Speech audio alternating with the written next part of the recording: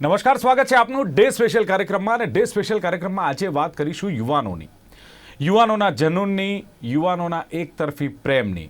કારણ કે અત્યારે જે પ્રમાણે સમય ચાલી રહ્યો છે ને એમાં પણ ખાસ કરીને આપને ખબર છે કે સુરતમાં જે ગ્રીષ્મકાંડ થયું અને એના પછી પણ એવી કેટલીક ઘટનાઓ બની કે સરા જાહેર જે યુવતીને યુવક પ્રેમ કરતો હોય એ કદાચ એની સાથે નથી બોલતી અથવા તો એના પ્રેમને ઠુકરાવે છે, ત્યારબાદ એની પર એક ઘાતક હુમલો થતો હોય છે અને એ હુમલો કરવામાં આવે છે. અને ખાસ તો આવી ઘટનાઓ એક પછી એક જ્યારે બને છે કે એક તરફી પ્રેમમાં પાગલ વ્યક્તિએ ઘાતકી હુમલો કર્યો, એવી ઘણી બધી ઘટનાઓ બને છે.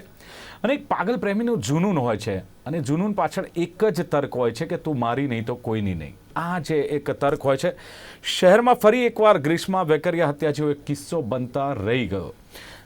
સુરતના પાંડેસરામાં એક તરફી પ્રેમમાં પાગલ પ્રેમી જે કિશોરી હતી એને બોલવા માટે દબાણ કરતો હતો અને એની સાથે મિત્રતા માટે પણ દબાણ કરતો હતો. આખરે કિશોરીએ એને ના પાડી. છેવટે એક ધારદાર ચપ્પુ લઈને તેની પર હુમલો કર્યો. ગળા પર ઘા મારવા જતો હતો, સેજ ખસી ગઈ, ગાલ ઉપર ચપ્પુ વાગ્યું અને ચપ્પુ વાગતા જ 17 ટાંકા આ કિશોરીના ગાલ પર આવ્યા છે. અને ખાસ તો કિશોરીએ વાત નથી માની, એને લઈને હત્યા કરવા સુધી આ યુવક તૈયાર થઈ ગયો હતો. સદનસીબે બચી ગઈ છે. પરંતુ સવાલ એ થાય છે કે આ જે ઘટનાઓ બને છે એમાં પોતાનું ધાર્યું નથી થતું, તો આજના યુવાનો તમે જુઓ કેટલી હદ સુધી જવા તૈયાર છે. પ્રેમમાં નાસીપાસ થતા આજના યુવાનો જે આવી રીતે પ્રેરિત થઈ રહ્યા છે, આ પ્રેરણા તેમને ક્યાંથી મળે છે? બીજી વસ્તુ એ પણ થાય છે કે શું સમય જતાં પ્રેમમાં પણ ક્યાંક બદલાવ આવ્યો છે? વર્ષો પહેલાં પણ આ જ હતો, પ્રેમ થતો હતો, કોઈ કોઈને ઓફર કરતું હતું, કદાચ ના પણ આવતી હતી, ઠુકરાવવામાં પણ આવતું હતું, પણ આ પરિસ્થિતિ નહોતી. શું આજના યુવાનો શારીરિક આકર્ષણને પ્રેમ સમજીને બેઠા છે? શું પ્રેમની પરિભાષા ખરેખર એમને ખબર છે? આવા બધા સવાલો ઉઠે. ને આખરે માતા પિતા કેટલું ધ્યાન રાખે? નો ડાઉટ પોતાના બાળકની જીદ પૂરી કરવી જોઈએ અને લાડ પ્રેમ બધું જ કરો, એની ઈચ્છાઓ પૂરી કરો. પણ તમને ખબર છે તમારું બાળક ક્યાં ફરે છે, કોની સાથે ફરે છે, શું કરે છે? સમય છે તમારી પાસે? આ સવાલો પણ ઉઠી રહ્યા છે. ચર્ચા કરીશું ખાસ આ જ બાબતને લઈને. અને ચર્ચા કરવા માટે મારી સાથે જોડાયા છે ડૉક્ટર પિંકલ ભટ્ટ, જાણીતા સાયકોલોજીસ્ટ છે. ડૉક્ટર પિંકલ, સ્વાગત છે આપનું. અને સાથે જ સિનિયર સાયકોલોજીસ્ટ એવા ડૉક્ટર પ્રશાંત ભીમાણી મારી સાથે છે. ડૉક્ટર પ્રશાંત ભીમાણી, આપનું પણ સ્વાગત છે. Thank you. યસ પ્રશાંતભાઈ, સવાલ એ થાય છે કે મેં પહેલા જ કહ્યું એમ કે આજના યુવાનોનો એક તર્ક એવો હોય છે કે પ્રેમ તો કરે, એમાં કંઈ ખોટું નથી, પણ માની લો કે સામેથી પ્રેમમાં ના આવે છે અથવા એને ઠુકરાવવામાં આવે છે, ત્યારે તું મારી નહીં તો કોઈની નહીં. આજકાલ આ યુવા પ્રેમીઓમાં એક આ જનૂન જોવા મળે છે. કેમ આ પ્રકારનું જનૂન, કેમ આ પ્રકારની માનસિકતા, પ્રશાંતભાઈ?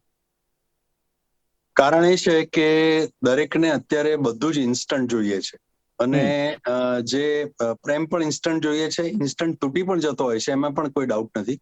પણ કેટલાક લોકો જે ઇમોશનલી બરાબર સ્વસ્થ હોતા નથી, એ લોકો એવું સમજે છે કે સામેની વ્યક્તિ જે છે એ મારી જાગીર છે, એટલે વ્યક્તિ ઉપરનો જે કંટ્રોલ જે છે અત્યારના ઘણા બધા લોકોને એવું હોય છે કે વ્યક્તિ નથી, એ વસ્તુ છે. એટલે આ એક બહુ મોટી વિડંબના છે. અને અત્યારે જે રીતે આ યુવાનોની અંદર ખાસ કરીને જે ઇન્ટરનેટમાં કે બીજી કોઈ રીતે કે વેબ સિરીઝથી કે કોઈ પણ રીતે મોબાઈલથી એ લોકો જે રીતનું આખો માહોલ જે જુએ છે, એની અંદર જે એક પ્રકારની આખી કલ્ચરલ ઇમ્પેક્ટ આવી રહી છે એ લોકો પર, એ ઇમ્પેક્ટની અંદર એવું જ છે કે તમે વ્યક્તિને ગમે તેમ કરીને હાંસલ કરી શકો, કાં તો એને મારી શકો, કાં તો મરી જાઓ. આ બેમાંથી ત્રીજો કોઈ રસ્તો જ નથી. અને જેને જે ઈચ્છા હોય તે પ્રમાણે કરી શકે. સામાજિક નિયમોની કોઈ વાત જ નથી કરતું, સામાજિક ધારાધોરણની કે સોશિયલાઇઝેશનની કોઈ વાત જ નથી કરતું. એટલે પ્રોબ્લેમ એ છે કે અત્યારનો જે યુવાન છે ઇન્ટોલરન્ટ બન્યો છે, એમાં કોઈ ડાઉટ નથી. એ મા બાપનું પણ સાંભળી શકતો નથી અને પહેલેથી જ મા બાપે પણ એને એ પ્રકારે કદાચ બરાબર ઉછેર્યો ના હોય, ત્યારે એ બીજી વ્યક્તિને કે બીજી છોકરીને સન્માન આપવા જેટલી એની અંદર એક સહિષ્ણુતા હોતી નથી કે સામેની વ્યક્તિ જે સ્ત્રી છે કે છોકરી છે એને પણ રિસ્પેક્ટ આપવું સૌથી પહેલા જરૂરી છે. પ્રોબ્લેમ આપણે અહીંયા એ છે કે પ્રેમના નામે આકર્ષણની જ ખરેખર વાત હોય છે અને નામ પ્રેમનું અપાય છે. અને એ રીતે છોકરાઓ ખરેખર પ્રેમ શું છે એને અત્યારે સમજી શકતા નથી અને માત્ર શારીરિક રીતે આકર્ષણ અને એને વ્યક્તિને પામવાની ઝંખના, આ બે જ વસ્તુઓ જે છે એ એને ધીરે ધીરે વિકૃત કરી મૂકે છે. પછી ઘણા બધા છોકરાઓ જે છે એમને બીજા અનેક પ્રકારના માનસિક બીજા વિકારો હોય કે વિકૃતિઓ હોય, પછી એ પ્રમાણે એ વર્તન કરે છે. એના બેકગ્રાઉન્ડ, એનું શિક્ષણ, એનું કલ્ચર, એનો ઉછેર અને પોતાની અંદર રહેલી કોઈ પણ માનસિક વિકૃતિ, આ બધાનું કોમ્બિનેશન થઈ અને એનું બિહેવિયર બહાર આવે છે. એમાં આ મેં કહ્યું તે પ્રમાણે એને આ સ્ક્રીનની પણ અસર થાય છે, એટલે કે વેબ સિરીઝ હોય કે ટીવી હોય કે મોબાઈલ હોય એની પણ અસર થાય છે, સંગતની પણ અસર થાય છે. બિલકુલ ડોક્ટર પિંકલ ભટ્ટ જે પ્રમાણે કહ્યું કે ઇન્સ્ટન્ટ પ્રેમ બધાને જોઈએ છે. અત્યારે તો દરેક વસ્તુ, ફૂડ પણ ઇન્સ્ટન્ટ જોઈએ છે, કોઈ પણ વસ્તુ ઇન્સ્ટન્ટ, કોઈની પાસે સમય નથી. તો પ્રેમમાં પણ એવું કે મારે પ્રેમ પણ ઇન્સ્ટન્ટ જોઈએ છે, આ પ્રકારની માનસિકતા. બીજું, પ્રેમ મેં કહ્યું તેમ, અગાઉ કહ્યું તેમ કે પહેલા પણ થતો હતો, પહેલા પણ કંઈક ઓફરો થતી હતી, ના આવતી હતી, પણ આટલી રિસ્પોન્સ ના મળે, પણ આટલી ક્રૂરતા, આ પ્રકારની માનસિકતા જોવા નહોતી મળતી. અને હવે જે આ પ્રકારની માનસિકતા અને ક્રૂરતા આવી છે, સમય સાથે કેમ આ બધું બદલાયું છે? સમય સાથે બદલાયું છે એમાં મહત્વનું એ પણ છે કે બાળકોએ ના સાંભળતા જ નથી. કારણ કે નાના હોય ત્યારથી એમને જે પણ વસ્તુ જોઈએ છે ઘરમાંથી ના સાંભળવાની એક આદત છૂટી ગઈ છે. પેરેન્ટ્સ એમની પોતાની મજબૂરી હોવા છતાં પણ બાળકના માટે out of boundary, out of comfort zone break કરે છે અને જાય છે. ત્યારે બાળકે જ્યારે ના સાંભળ્યું જ નથી અને એક રિજેક્શન એ હેન્ડલ નથી કરી શકતા. એમને વેબ સિરીઝ અને જે પ્રશાંતભાઈએ કીધું એ પ્રમાણે કે ભાઈ જે પણ આજે 80% સોશિયલ મીડિયાની અંદર એમની દુનિયા સમાઈ ગઈ છે. એમની પોતાની એનર્જી સ્પોર્ટ્સ એનર્જીમાં કે ચાલવું, દોડવું, એક્સરસાઇઝ કરવી એમાં કશે કન્વર્ટ થતી નથી. એની સાથે ફાઇટ અને ફ્લાઇટ, આ બે એક જ વસ્તુ એમના બોડીની અંદર ચાલે છે. કાં ઝઘડો, અથવા તો મરી જાઓ, અથવા તો મારી દો. Fight and flight. જેમ કે આપણે આપણા મોબાઈલમાં પણ જોઈએ છે કે ફ્લાઇટ મોડ આપેલો છે કે તમે અહીંયા અવેલેબલ નથી તો ફ્લાઇટ મોડ ઉપર મૂકી દો. DND આપ્યું છે, ડુ નોટ ડિસ્ટર્બ ની અંદર. જેમ ટેકનોલોજી બદલાઈ છે એવી જ રીતે બાળકોની અંદરની પોતાની એક એવી સિસ્ટમ જે પેરેન્ટિંગના પાર્ટ રૂપે બી અને સાથે એક મેન્ટલ હેલ્થ માટે બી બહુ જ જરૂરી છે. પહેલા સ્કૂલમાં પીટીનો પીરિયડ રહેતો હતો, વીકમાં એકવાર એક્સરસાઇઝ થતી હતી, સ્કૂલે ચાલતા જવું પડતું હતું અથવા તો સાયકલ લઈને જવું પડતું હતું. પેરેન્ટ્સ બાળકને કશે કોઈ કામ માટે પણ મોકલતું હતું તો બાળક ના નહોતું પાડતું. અને અત્યારે મા બાપને એવું છે કે મારા દીકરાને ગાડીમાંથી પગ નીચે અને સીધો ઘર ભેગો આવવો જોઈએ. એક ટકાની પણ તકલીફ મા બાપે બાળકને આપી નથી. એટલે રિજેક્શન હેન્ડલ નથી થતું, ના નથી સાંભળી શકાતું. એટલે જ્યારે એ ફ્લાઇટ મોડ ઉપર આવે છે ત્યારે ફાઇટ ઉપર ઉતરવાનો પ્રયત્ન કરે છે. આ બહુ જ અગત્યની વસ્તુ છે કે પહેલાની જેમ સ્કૂલની અંદર કાઉન્સિલિંગ કાં થવા જોઈએ અથવા તો મેન્ટલ હેલ્થ ઉપર પ્રોગ્રામો થવા જોઈએ, અવેરનેસ પ્રોગ્રામો હોવા જોઈએ, એક્સરસાઇઝ ફરી સ્ટાર્ટ થવી જોઈએ. આ બધું બહુ જ જરૂરી છે. બદલાતા સમય સાથે પોતાની અંદર બદલાવ, પેરેન્ટિંગ પાર્ટ બી બહુ જ અગત્યનો છે. બિલકુલ બિલકુલ. પેરેન્ટિંગ એકદમ જ અચાનક આટલું બધું એની અંદર એંગર, ગુસ્સો નથી આવતું. બાળક નાનું હોય છે ત્યારે એના સિમ્ટમ્સ હોય જ છે, પણ એ બાળક નાનું છે એટલે આપણે એને હસીમાં લઈ લઈએ છીએ કે હા કરે છે, ચાલે છે. જેમ જેમ એની એજ વધતી જાય છે ત્યારે એ ગુસ્સાનું પ્રમાણ સ્ટ્રોંગ અને પાવરફુલ બનતું જાય છે. અને એ ઘરમાં મા બાપ બી ઘણી વખત હેન્ડલ નથી કરી શકતા. ત્યારે એમણે વિચારવું જોઈએ કે જો આ પરિસ્થિતિ ઘરની અંદર આ છે તો બહાર ગમે ત્યારે વિકૃત સ્વરૂપ લઈ શકે છે. અચાનક જ કોઈ પણ આવું બાળક બહાર આટલું એગ્રેસિવ ના બતાવી શકે ગુસ્સો. બિલકુલ. ચલો પ્રશાંતજી, ક્યાંક જે વાત કરી ડોક્ટર પિંકલ ભટ્ટે કે ક્યાંક માતા પિતા પણ આ બધી ધ્યાન રાખવું પડે અને બાળક જિદ્દી થતું હોય છે એની પાછળનું કારણ પણ એ હોય છે. પણ સવાલ એ છે કે માની લો કે નિષ્ફળતા તો જીવનમાં મળતી હોય છે, ઘણા બધા સંજોગોમાં નિષ્ફળતા મળતી હોય, પ્રેમમાં પણ નિષ્ફળતા મળતી હોય છે, પણ જે યુવાનો નાસીપાસ થતા હોય છે અને આટલો ઘાતકી હુમલો કરવા માટે તૈયાર થતા હોય છે, આની પ્રેરણા ક્યાંથી મળે છે આ યુવાનોને? મેં કહ્યું તે પ્રમાણે આસપાસ જુએ છે, સ્ક્રીન ઉપર જુએ છે. અને તમે જુઓ કે અત્યારની જેટલી પણ વિડીયો ગેમ છે બધી હિંસક જ છે. ફ્રી ફાયર ગણો કે તમે કોલ ઓફ ડ્યુટી ગણો કે મિલિશિયા ગમે, અને અનેક પ્રકારની બધી જે કંઈ પણ મોટા ભાગે જે ગેમ્સ છે, વિડીયો ગેમ, એ મોબાઈલ ગેમ, એ પણ હિંસક જ છે.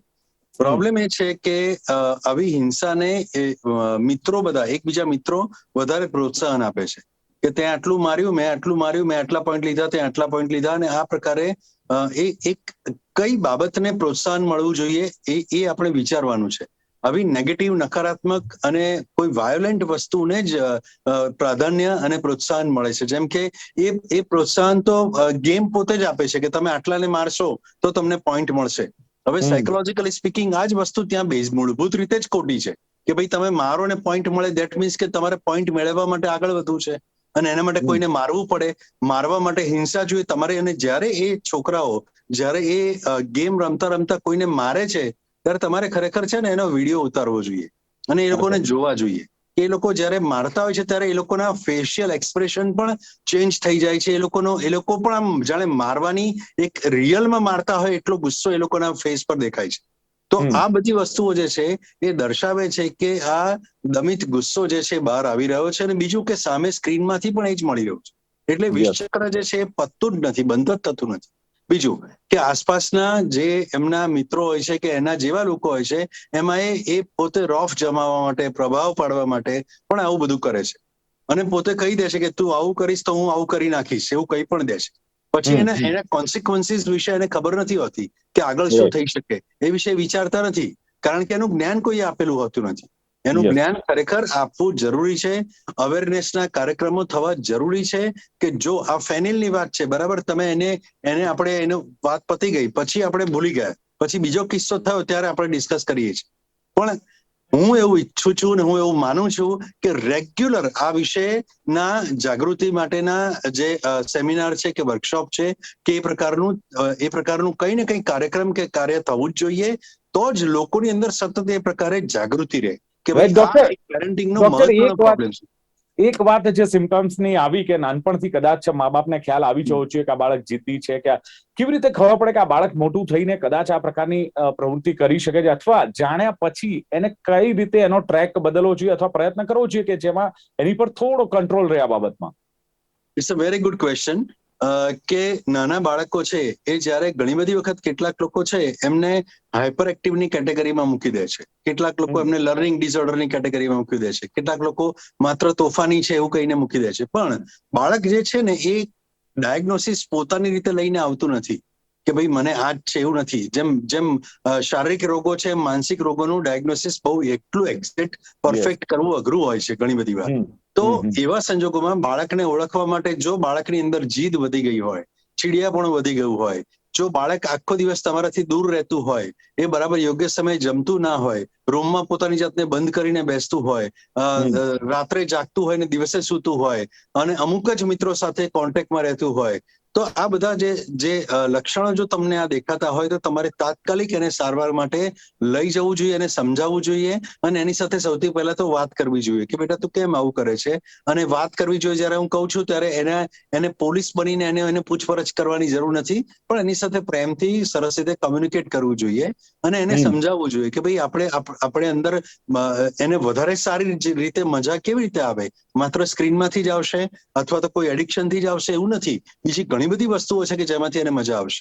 તો આ વાત માટે એને સમજાવી અને એની સ્કૂલની અંદર કે બીજી કોઈ પણ જાહેર કાર્યક્રમોમાં અવેરનેસ પ્રોગ્રામ છે એમાં એમને બાળકોને ઇન્વોલ્વ કરવા જોઈએ, એમને સ્ટેક હોલ્ડર્સ બનાવવા જોઈએ અને એની સાથે સાથે જરૂર પડે તો એમને તાત્કાલિક જ એમને ટ્રીટમેન્ટ માટે એમને લઈ જવા જોઈએ. રાઈટ. ડોક્ટર પિંકલ ભટ્ટ, જ્યારે ઘણા બનાવો આપણે જોઈએ છે કે પ્રેમની શરૂઆત એક તરફી થાય છે અથવા એક તરફી પ્રેમ જોવા મળે, ખાસ તો યુવકો તરફથી આ વધારે કિસ્સા જોવા મળે છે. અને એવું કહેવાય છે કે યુવતીઓમાં અથવા સ્ત્રીઓમાં સિક્સ સેન્સ વધારે છે કે સામેવાળી વ્યક્તિને તુરંત એ ઓળખી જાય છે. અને એને લઈને કદાચ મારું માનવું એવું છે કે એ છોકરી કે એ સગીરા એ વ્યક્તિને ઓળખી જાય છે, અને જેને લઈને પણ કદાચ એ ના પાડતી હોય છે અને સંબંધ રાખવાની ના પાડે એટલે સહનશીલતા તો છે નહીં, પહેલેથી બધી જ જીદ પૂરી થઈ છે અને એને લઈને આવા ઘાતકી હુમલાઓ થતા હોય છે. આમાં એવું છે કે પ્રેમ માટે જ્યારે બાળક ના પાડે છે ને એક્સેપ્ટ નથી થતું ને બાળકને, છોકરો છે કે છોકરી છે બંને બાજુ, એમાં એની નાનપણમાં જે બાળક નાનું છે ત્યારે એની લવ ટેન્ક પણ ખાલી હોય છે. એટલે પ્રેમ માટે, હૂંફ માટે, એક સ્પર્શ માટે એટલું બધું એની અંદર એક ભૂખ લાગેલી હોય છે. અને એ ભૂખ, જેમ આપણે કહીએ છીએ કે માણસને ભૂખ લાગે ત્યારે ડસ્ટબિનમાંથી બી ખાઈ લે છે, એઠવાડ બી એ ખાઈ લે છે, બાસી ખોરાક પણ એ ખાઈ લે છે, ભલે પછી એ માંદું પડશે. એવી જ રીતે જ્યારે બાળકની લવ ટેન્ક ખાલી છે ત્યારે એ લવ ટેન્કને ભરવા માટે એ એક એટ્રેક્શનમાં ટીનેજમાં આવ્યા પછી જેવા એના બોડીના હોર્મોન્સ અલગ થાય છે એટલે એ લવ ટેન્ક લેવા માટે આકર્ષણ એની અંદર ઉત્પન્ન થાય છે. અને એ પ્રેમ છે, હૂંફ છે, સ્પર્શ છે, એ અલગ અલગ નામે એની બધી જ ભૂખ એકદમ એક્ટિવ થઈ ગઈ છે કારણ કે લવ ટેન્ક ખાલી છે. અને જ્યારે રિજેક્શન આવે છે ત્યારે રિજેક્શન એનાથી હેન્ડલ નથી થતું. હવે લવ ટેન્ક ખાલી છે, સ્પર્શની એક હૂંફ છે. હવે જે ભૂખ લાગી છે, ભૂખ માટે એ એક આક્રોશ વ્યક્ત કરે છે, અને એ આક્રોશની અંદર એને પોતાને જ નથી ખબર કે એ કયા સ્ટેપ ભરી લે છે. તો જો એની લવ ટેન્ક પ્રોપર હોય અને જ્યારે એક બાળક એની પોતાની લવ ટેન્ક ખાલી છે ત્યારે એની અંદર એક ફિમેલ એનર્જી એટલે એક મધર છે, દાદી છે.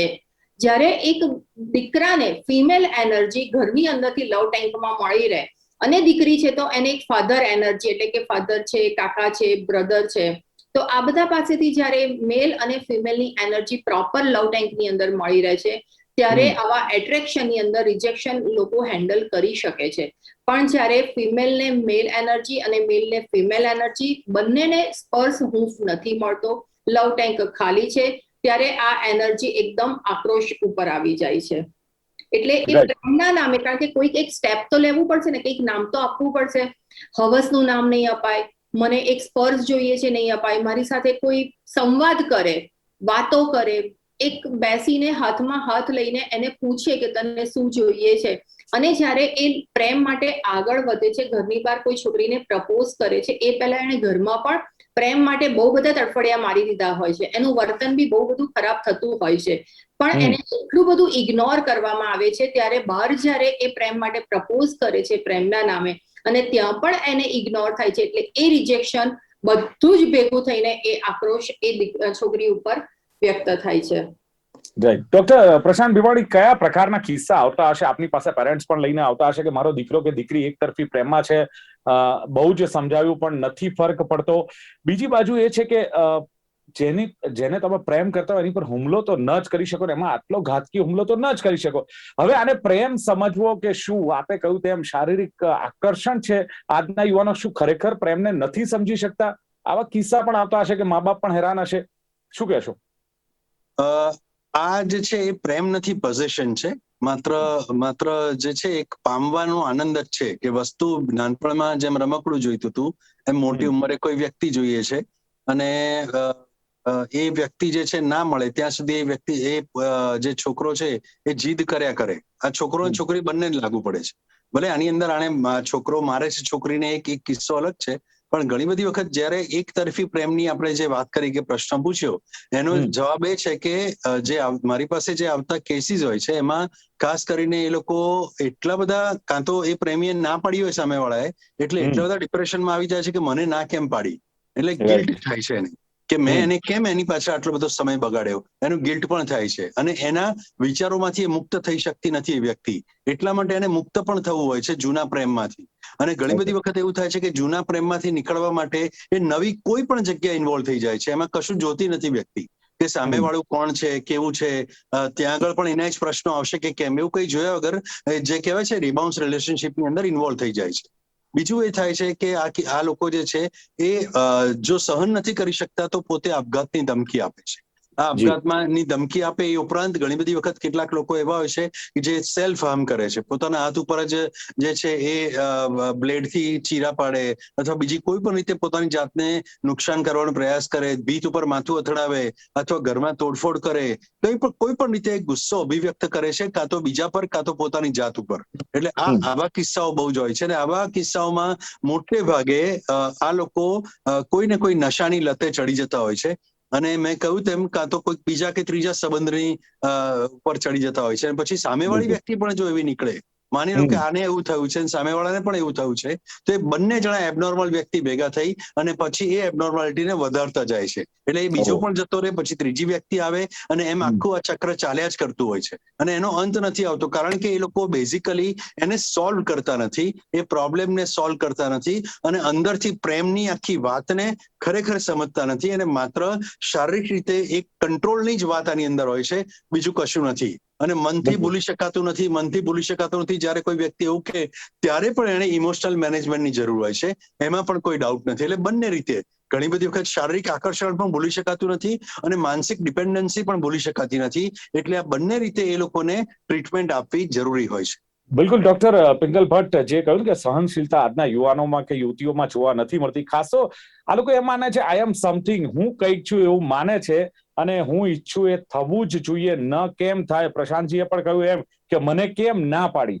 હવે આના માટે મા બાપ પણ પોતાના દીકરા કે દીકરીને એટલો પ્રેમ કરતા હોય છે, એમની જીદ પૂરી કરતા હોય છે અને તમામ ઈચ્છા પણ પૂરી કરતા હોય છે નાનપણથી જ. શું લાગે છે કે એને લઈને ક્યાંક બાળક જિદ્દી થઈ ગયું છે કે ના પાડે તો એનાથી સહન નથી થતું, એટલે મા બાપે પણ આ બાબતની થોડી કેર રાખવી છે કે ભલે એને પ્રેમ કરીએ, એની તમામ ઈચ્છાઓ પૂરી કરીએ, પણ જિદ્દી ન થાય અને આવનારા દિવસોમાં આ પ્રકારનું વર્તન એના જીવનના જોખમ બીજાના માટે ન બને એનું પણ ધ્યાન રાખવું પડે. દરેક મા બાપ પોતાના બાળકને તો પ્રેમ કરે જ છે, પણ આપણે વાત થઈ એમ કે પ્રેમના એટલા બધા રૂપો છે. તો મા બાપે એ જોવું જોઈએ કે હું મારા બાળકને જે પ્રેમ કરું છું એ પ્રેમમાં મારું બાળક વધારે સ્વસ્થ બને છે કે એની મેન્ટલ હેલ્થ વધારે આમાં બગડે છે, એ પોતે ડિપેન્ડન્ટ બને છે કે ડિપેન્ડન્સી એની ગાયબ થાય છે, એ જોવું પણ એ પ્રેમનો એક ભાગ છે. ઓલવેઝ મા બાપે પ્રેમ કરવાની સાથે એને ઓપોઝિટ ચેલેન્જો આપવી જોઈએ, ના સાંભળતા શીખવાડવું જોઈએ, નિષ્ફળતા જે પણ કંઈક એવી ઓપોઝિટ ચેલેન્જો આપવી જોઈએ કે જેની અંદર કોઈક એવી નિષ્ફળતા આવે અને એ નિષ્ફળતામાંથી કેવી રીતે પોતાને કંટ્રોલ કરવો, બેલેન્સ કરવું, સેલ્ફ મેનેજમેન્ટ કરવું, એ પણ શીખવાડવાનો રોલ છે.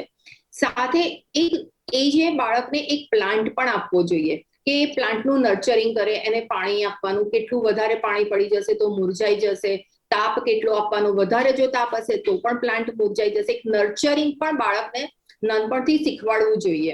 દરેક મા બાપ પેટ નથી લઈ શકવાના કે ભાઈ ચલો તમે એનિમલ્સને રાખ્યું, અથવા તો એક નર્ચરિંગના પાર્ટ રૂપે એક પ્લાન્ટ તો દરેક મા બાપ પોતાના બાળકને આપી શકે છે કે તારે આની પરવરિશ કરવાની છે, આ પ્લાન્ટને તારે મોટો કરવાનો છે. ત્યારે એની અંદર એક નર્ચરિંગ આવે છે કે એની કેર કેવી રીતે કરવી, એની જોડે કેવી રીતે ધ્યાન રાખવું. આ બી એક પેરેન્ટિંગનો જ પાર્ટ છે. અને આ બધું જ્યારે બાળકમાં આવે છે અને આ જો પ્રેમના રૂપો, તો એ ખરેખર પ્રેમ શું છે, પ્રેમમાં માણસ કેટલું ખીલી શકે છે, એ શીખી શકશે. બિલકુલ. એટલે જે પ્રમાણે બંને ડોક્ટરે વાત કરી, ડોક્ટર પ્રશાંત ભીમાણી આમ તો સિનિયર સાયકોલોજીસ્ટ છે, પણ એમણે કહ્યું કે ઇન્સ્ટન્ટ પ્રેમ લોકોને જોઈતો હોય છે અને એને લઈને પણ આ વસ્તુ થતી હોય છે. સાથે સામેની વ્યક્તિ એ વ્યક્તિ નથી, મારી જાગીર છે, વસ્તુ છે, અને એને લઈને પછી આ જીદ થતી હોય છે, સહન શક્તિ નથી, ડોક્ટર પ્રશાંત ભીમાણીએ પણ કહ્યું. અને એમણે સ્ક્રીનને પણ ક્યાંક જવાબદાર ગણાવ્યો છે અને સાથે જ મને ના કેમ પાડી, આ સહન થતું નથી. સાથે જ ડોક્ટર પિંકલ ભટ્ટે કહ્યું કે ના સાંભળવાની આદત નથી આજના યુવાનોમાં, અને 80% તો સોશિયલ મીડિયામાં એનર્જી જે વેડફી રહ્યા છે એને કારણે પણ ક્યાંક આવી ઘટનાઓ બનતી હોય છે. બીજું, લવ ટેન્ક ખાલી હોય છે અને એને લઈને ક્યાંક પ્રેમ, લાગણી, હૂંફની એને જરૂર હોય છે, નથી મળતું ત્યારે ન કરવાનું કરી બેસે છે. અને પ્રોપર પેરેન્ટિંગ થવું જોઈએ. સમાજે ને મા બાપે પણ ક્યાંક શીખવાડવું જોઈએ કે જીવનમાં નિષ્ફળતા તો આવે, પણ નિષ્ફળતાની સામે કેવી રીતે લડી શકાય એ પણ ક્યાંક આજના બાળકોને શીખવાડવાની જરૂર છે. મા બાપ પાસે સમય નથી, ચોક્કસ એ બાબત પણ છે, કારણ કે બહાર સાંધે ને તેર તૂટે એવી પરિસ્થિતિ, મા કે બાપ બંને જોબ કરતા હોય કે બિઝનેસમાં જોડાયેલા હોય, તો થોડો સમય કાઢીને પોતાના દીકરા દીકરી ક્યાં છે, શું કરે છે, કોની સાથે ફરે છે, એનું પણ ધ્યાન રાખવું જોઈએ. એટલે સમાજને મા બાપે આના માટે જાગૃત થવું જોઈએ. નહીતર આ જે કિસ્સા છે, ગ્રીષ્મા હોય કે પછી અન્ય કોઈ, આ કિસ્સાઓમાં વધારો થશે. જો જાગૃત નહીં થઈએ તો ચોક્કસ આ કિસ્સાઓમાં વધારો થશે. પણ મા બાપ, સમાજ અને કાયદો, આ ત્રણેયનો ઉપયોગ કરીને બને તેમ યુવાનોમાં એક અવેરનેસ આવે, એક સહનશીલતા આવે, સત્યનું ભાન થાય. આ બધી જ જવાબદારીઓ નિભાવવી પડશે, તો જ આ કિસ્સાઓ આપણે ઓછા કરી શકીશું. ચર્ચાનું સમાપન કરે છે અને ચર્ચામાં ભાગ લેવા બદલ ડોક્ટર પ્રશાંત ભીમાણી, ડોક્ટર પિંકલ ભટ્ટ બંને ઉપસ્થિત રહ્યા. Thank you very much. Thank you. તો દર્શક મિત્રો, ડે સ્પેશિયલ કાર્યક્રમમાં હતી આજની વાત. ફરી મળીશું નવા દિવસ સાથે, નવી વાત સાથે. આપ જોતા રહો ગુજરાત ન્યૂઝ. નમસ્કાર.